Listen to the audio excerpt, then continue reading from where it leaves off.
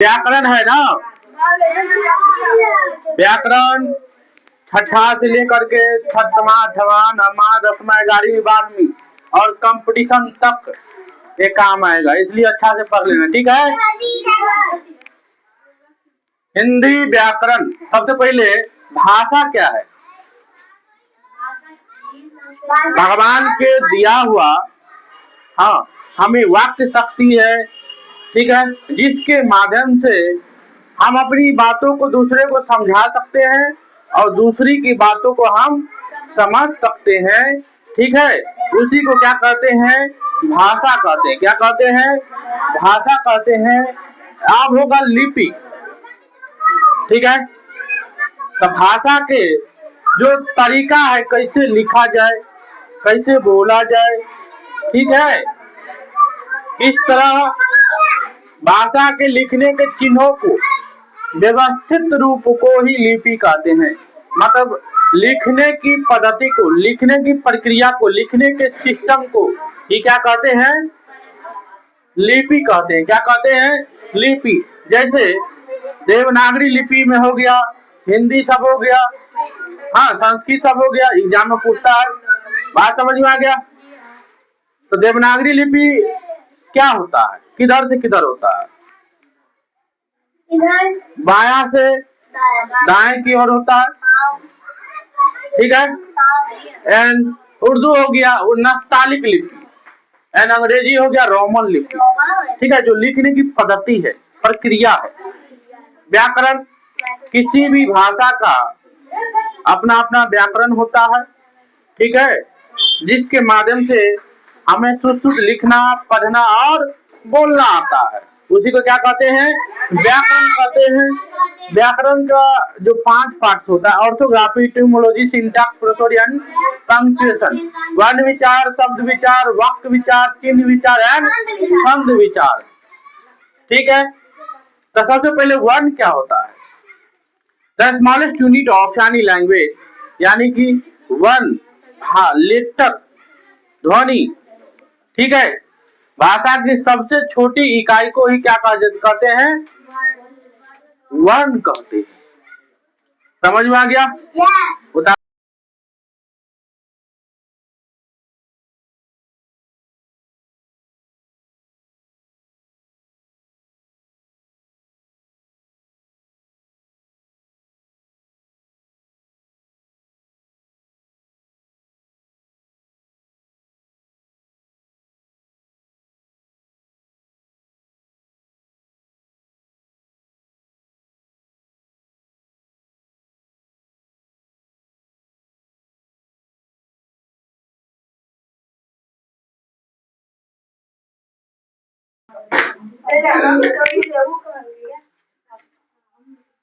चलो, वर्ण जो है 2 प्रकार के हैं, एक स्वर वर्ण और दूसरा व्यंजन वर्ण। तो सबसे पहले स्वर वर्ण के बारे में देखेंगे। स्वर वर्ण होता क्या है? ठीक है, जिसका उच्चारण किसी दूसरे वर्ण के उच्चारण के बिना होता हो, उसी को हम क्या कहते हैं? स्वर वर्ण कहते हैं। क्या कहते हैं? स्वर वर्ण कहते हैं। जो किसी दूसरे वर्ण की सहायता न लेता, उसको क्या कहते हैं? स्वर वर्ण कहते हैं। समझ में आया? स्वर वर्ण 3 प्रकार के होता है।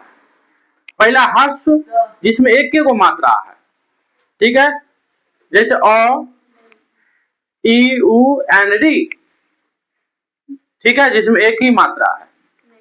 दूसरा हो गया दीर्घ, जिसमें 2 को मात्रा है, आ, दीर्घी, दुर्गु, ए, आई, ओ और औ, जिसमें 2 को मात्रा, उसको क्या कहते हैं? दीर्घ। तीसरा जो होगा प्लूट स्वर, जिसमें 3 को मात्रा है। कितना है? 3 को मात्रा है, जैसे ओम, ओ, उ, म, ओम, राउड, 3 को मात्रा है ना रे। तो टोटल स्वर में कितना हो गया? 11। अदुक और अलग से होता है, जिसको हम अयोगवाह कहते हैं, अनुस्वर और विसर्ग। अनुस्वर होता है अंग और विसर्ग होता है अ। समझ में आ गया?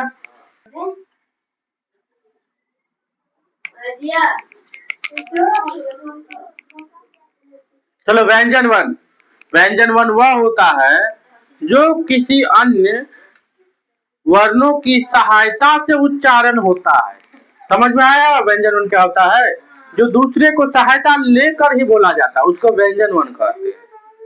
व्यंजन वन की जो संख्या हो 33 होता है। ठीक है, 11 को स्वर वन हो गया नॉर्मली। ठीक है, तो 33 और 11 44 भी यदि ऑप्शन में हो तो 44 भी मार सकता है और 52 भी मार सकता है। हिंदी में कुल कितना वन होता है? तो 52 रहेगा तो 44 नहीं रहेगा, 44 रहेगा तो 52 नहीं रहेगा। तो अपना ऑप्शन के अनुसार देख लेना। ठीक है, स्पर्श व्यंजन जो कहीं से स्पर्श होकर निकलता है, जैसे कंठ हो गया, तालु हो गया। ठीक है, जैसे कवर्ग, चवर्ग, तवर्ग, तवर्ग, पवर्ग। ठीक है, तो समझ जाना। जैसे जैसे जैसे देख लो, कवर्ग क तो कंठ से हो रहा है, उच्चारण करो क से। तो क तो कंठ से आ रहा है। च छ च च च देखो जीवा जो है ना, जो ऐसे हो जाता है। च देखो ऐसे हो जाता है जी। तो ये च तालु से हो गया, क्या हो गया?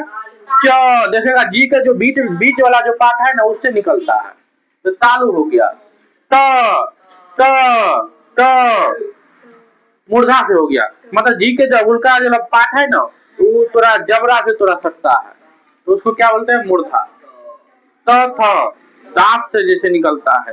और पवर्ग प फ ओठ से निकलता है। ध्यान रखना, केटीएम गाड़ी चढ़ा है, कैसे केटीएम? टी से तालु, एम से मूर्धा। बाबुलो कैसे केटीएम? कैसे कैसे होगा क्या? कंठ, टी से होगा तालु और ट मूर्धा, एम से मूर्धा, केटीएम। याद बोलो केटीएम गाड़ी, याद बोलो कि नहीं? केटीएम कंठ, तालु और मूर्धा, दंत दांत। समझ में आ गया?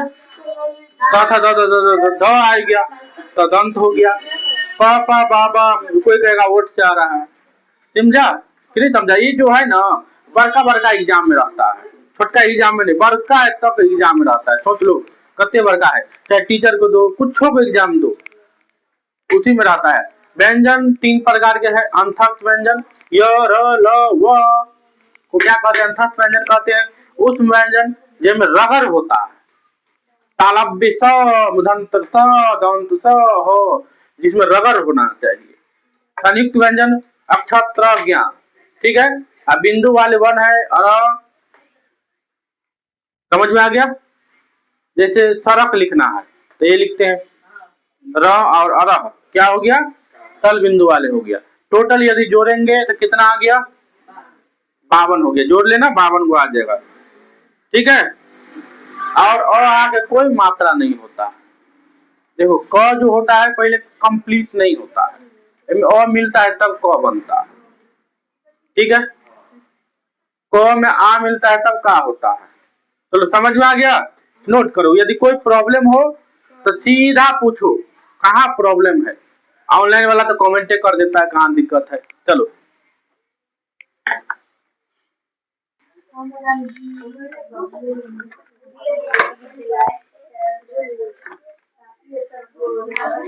चलो है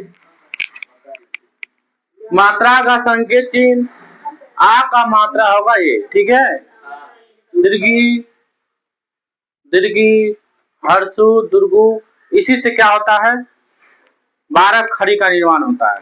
12 खड़ी जानता है ना जी, इसी से 12 खड़ी का निर्माण होता है, ध्यान रखना।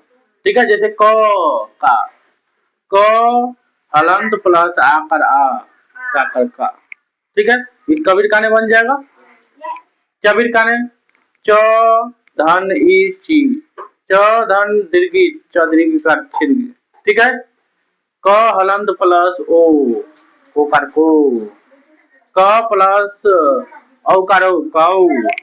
ठीक है, ये 12 खड़ी का निर्माण होगा। तो क्लास खत्म हो चुका है।